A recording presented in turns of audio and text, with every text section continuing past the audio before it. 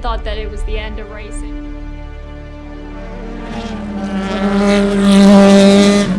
It's one thing to have your son do racing, but I don't think you expect your daughter to do racing as much.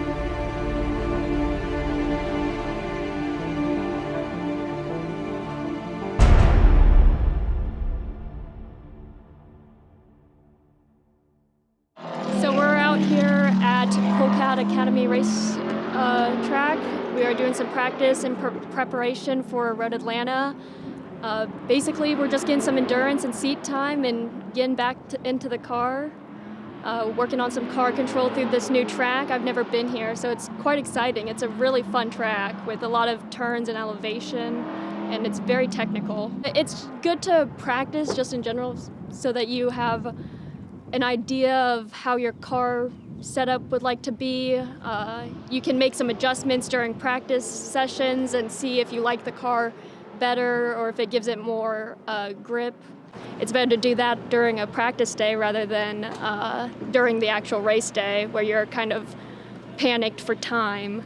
Here it's a lot more relaxed environment.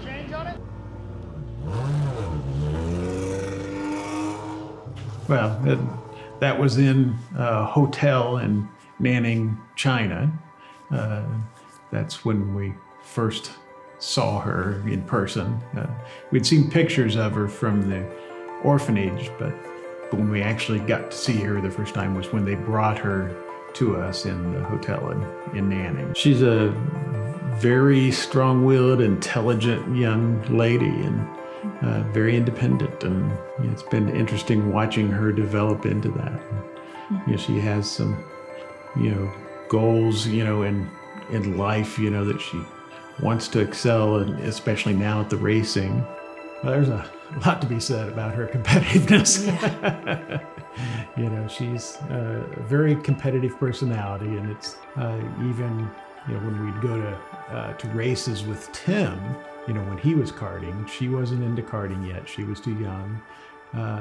At the end of the day, she arranged to have bicycle races on the track after they were all done and off the track with the karts. Then, she had arranged with the other kids to go have bicycle races, and she really liked to win. So once she even got started in karting, her saying was, she's going to win more trophies than Tim. So starting in China, when she was, when we adopted her, they immediately were bonding, and like I say, that was who she really drew the strongest attachment to first. Mm-hmm. My brother always had a love for the cars. I knew he grew up watching Formula One and IndyCar. He'd just sit on the couch when he was very young, and he was just so mesmerized by the cars.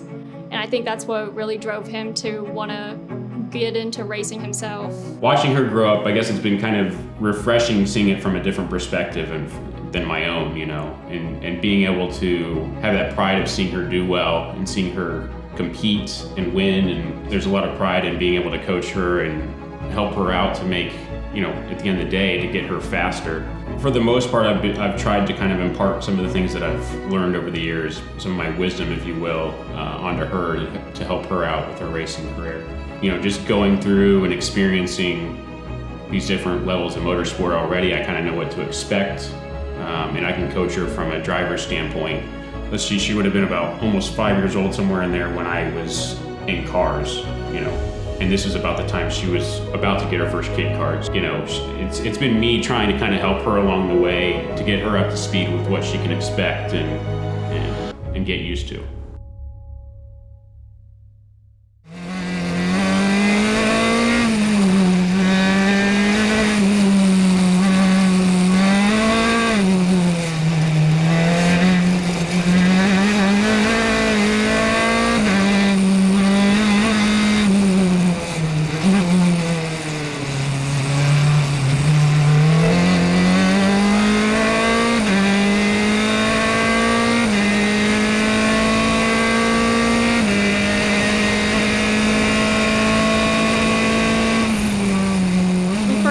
I improved about a second after the feedback I got from going over data. We take the data from the car, and we just transfer it to a laptop, and we can see my RPMs, my speed, brake zone. I can see my fastest times, and you can basically analyze each individual lap and all those components within that lap. I know it's a 2-liter Mazda engine with 185 horsepower. It doesn't sound like a lot of power being 185, but the weight of the car is only 1,270 pounds, whereas a normal car is 3,000 to 5,000 pounds. So you take the weight down, it's a lot more power to weight ratio, and so it gets up and moves. My uncle, he worked for IndyCar as a data acquisitionist, and he got my older brother into racing. When I was adopted from China and I was old enough, I followed in his footsteps. We just went to races together, and I grew up at the racetrack even before I was able to get into a go-kart. Tony was a big reason I got started in karting like I did. It just so happened that he had a race car team at that time, and that kind of propelled us into actually looking into doing that, because I had that sort of initial interest in racing. And part of that is I grew up with that influence too of seeing him at the racetrack when I was really young and growing up. Yeah, my husband, he was in IndyCar racing, and he was on 2 championship teams, one with Bobby Rahal. He did the engine and the electronics, the data acquisition system side of everything. Tony Wilshire was a very unique individual. He grew up in England, and he came up in racing, and then later moved to Ilmor Engineering, which was the manufacturer of the Chevrolet IndyCar engines. And then that's when he got the opportunity to come over to the United States as an engine specialist, a representative for Ilmor, for all the IndyCar teams that use the Chevrolet engine. He didn't actually go to college or anything, but he was an engineer in his mind. He knew just as much as any data engineer that you came across. He has 2 back-to-back IndyCar championship rings from the 1992 and 1993. Tony, developed the relationship with Amy too, and it became something that, she was interested in what Tony was doing, and she wanted to start karting too when she got old enough, and so it was very good. The tough part is, in terms of that conversation, is he did pass away this last year, and so that's left a real gap, and by not having him around. He was really planning to go to the Indianapolis Motor Speedway runoffs to watch Amy, and so Amy was really looking forward to that, but it wasn't able to happen then. He got us into the sport at the end of the day, and it's gone on since there. So yeah, it is continuing his legacy, and it's going to stay that. Yeah, it's a continuation of him. This is what Amy's looking for, is one of the IndyCar championship rings. This is for the series, and this is a ring for Nigel Mansell's year, and that's the goal, eventually becoming champion.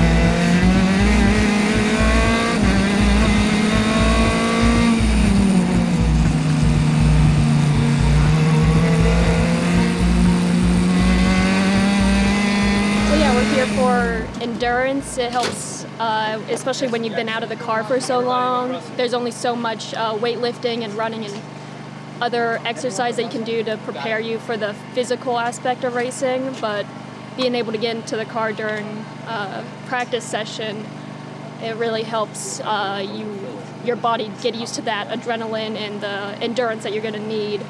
I'm not sure exactly how long these practices are. I think it's like 20 minutes or so. 20 minutes, 20-minute practices, so that's about the same that we're going to get for the race weekend. So it gives you a good idea on how long you'll be out on track. And the races are a little bit longer, or they're based on laps, so say 30 laps. How do you feel about Red Atlanta after today? I'm feeling better. I'm feeling confident about it. I'm excited that I know I've been around the competition that's going to be there. I've already looked at the roster. So there's going to be a pretty good field. I think there's like 17 entries, and I think it'll be a lot of fun, hoping to get up in top 5 at least, or see what we can do there. You know, it's one of those stories I tell to people is I always remember it. You know, she was, you know, we'd talked about where she was racing bicycles on the track before she was old enough to drive karts. But she'd never said anything, you know, that she definitely wanted to be racing. You know, and so I wasn't really planning for her to be in racing. I didn't want to force that on her. And then, but in April, you know, it was the spring of one year, you know, the year where she turned 5, you know, she said, "Dad, are you going to get me a kart or not?" It's like, okay, I guess I am. There was no question in her mind she was going to race. I mean, where's the kart?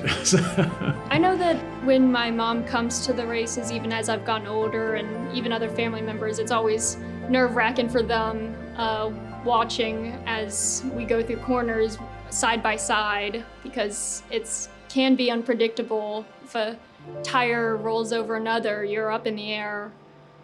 So with go-karts, it's very unpredictable, but also with open-wheel cars, it's the same idea. Tell them about that first race. Oh, the incident. Yeah. I wasn't there. Maybe that was just certain that I was not supposed to be there that first race. Yeah. You know, her first official race at Whiteland Raceway Park, you know, which is the closest kart track to us. So they go out for practice, and one of the other boys got confused about what the lines were, and so he actually took a cut through that he wasn't supposed to take, and then ended up, you know, hitting Amy head on. My helmet flew off, he flipped, and my dad thought that it was the end of racing, that I wouldn't want to race anymore after that. He thought that I'd be too scared to. And so I rush out there and, you know, get her suit off, looking to make sure that, you know, she wasn't bleeding anywhere or anything. You know, I check her out, she's okay, and, you know, she's a little upset, but not horribly upset. And so I said, "Well, are you ready to go home now?" She says, "No, I want you to fix the kart." Yeah. And so she still wanted to race. There was no question in her mind. She was ready to race that day. And, you know, it didn't matter if some other kid hit her kart. She just wants to race. So. It's one thing to have your son do racing, but I don't think you expect your daughter to do racing as much, you know. It's just not something you see as often. So I think I was definitely more concerned when she went into racing than him. The race coming up over our spring break will be Road Atlanta. It will be held in Atlanta, Georgia. And it is a Super Tour, which is one of the higher national races for SCCA. So far, I checked the roster, and I think there's about 15, 16 cars registered. So it should be a good size field. The track has a lot of elevation, so I really like that. It's still somewhat new to me, but I've been getting faster on it and getting more comfortable with the speeds and the corners I need to take. So I'm excited to get back in the car. Well, it's very cold out there. It's just not an ideal kind of condition to head out on slicks today. You know, unless you work up really, really slow and build tire temp. How quickly can you get the tire temperature and stay on track? We'll see what kind of times we can get done, and hopefully all these drivers can complete the lap. I think there's been enough black flags to slow everybody down.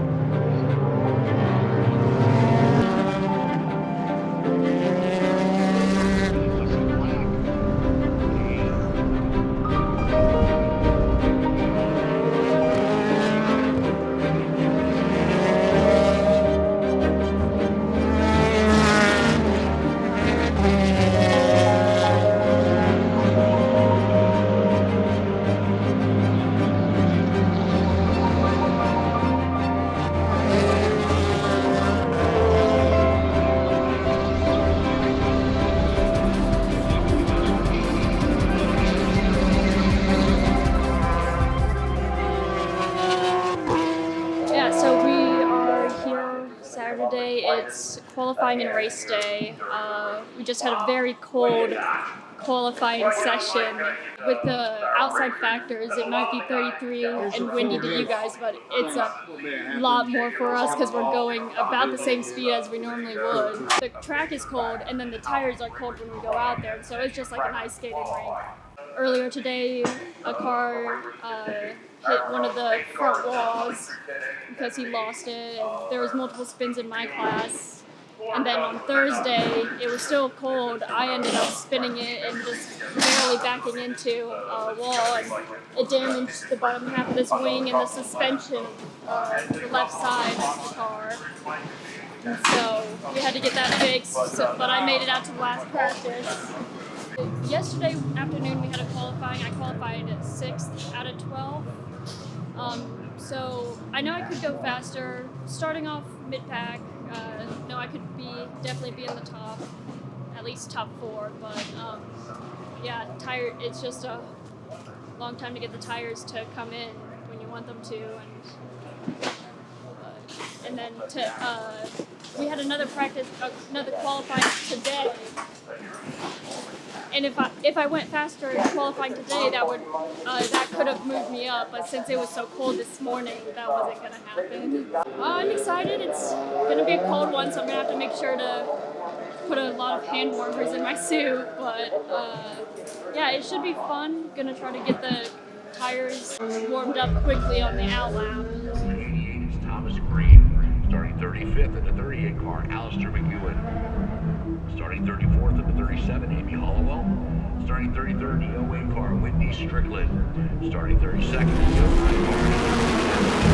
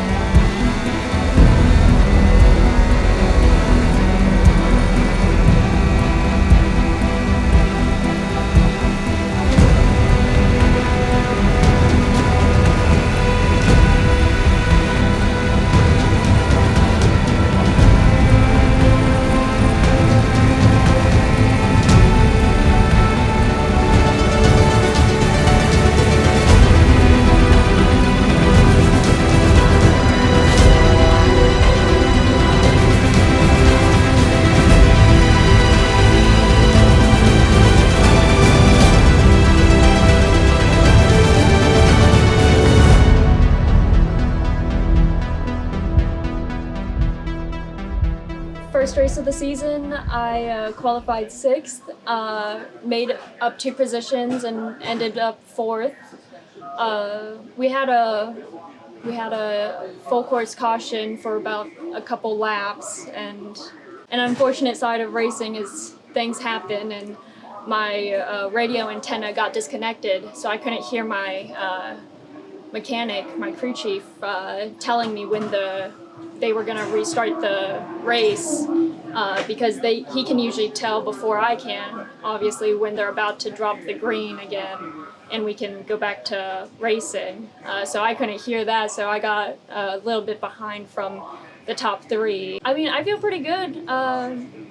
Top 5 is what we were aiming for, and we got there. I know there's a lot more speed I can cover up, but not everything's in my control, especially when it comes to passing slower cars and having to try to be safe about that. But no, overall I feel pretty good about it. I know I could probably have gotten top 3 at least if it weren't for like some radio miscommunications and the back markers, but How do you feel about tomorrow? I'm feeling good, hoping we can get a little bit more track time. I think it's a little bit longer of a session. I think it's 35 minutes or 19 laps, whichever one comes first. So hopefully we can get a little bit more track time, a little more clear laps, and who knows, maybe we can get a podium.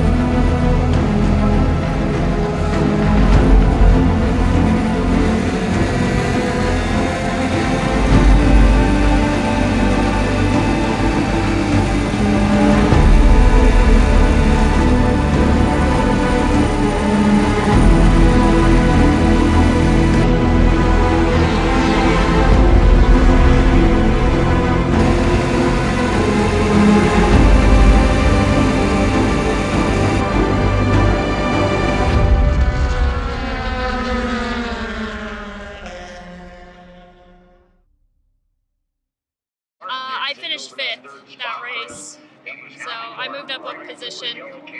Not the best finish, but still all right. I got better time, so I felt pretty good. I definitely got a lot faster. I had a good battle with one of my competitors. He kind of dove in on me a little bit, and I got onto the rumble strips, which slowed me up, but it was a good race overall. My time really improved from the last time I was here, which is, for me, is really a goal, is just getting more confidence with the different tracks and improving my time. We're not necessarily going for the full championship because I'm still in school, so I can't participate in all the races to make that happen, but yeah, I'm very proud of getting at least 0.7 of a second faster. For her, it's a development path. That's one of the things that I've always, felt very strongly about is, being able to make sure that they get the right development experiences to continue to grow in their racecraft. Again, the idea is for her to be able to come faster and get closer to being in that front mix of drivers. And so she's definitely moving up. For a big national race like this, I'm pretty sure that's her best finish so far. So yeah, it doesn't have to be winning, but if she's continuing to grow and develop, then I think that's the thing that'll ultimately help sponsors to recognize that, yeah, this is somebody that, she's not going to achieve just a certain level of success. She's going to continue to grow and learn. Yeah, I think really her future is going to be dictated what she wants with it. I think if she wants it, she can do IndyCar. She can get into IndyCars.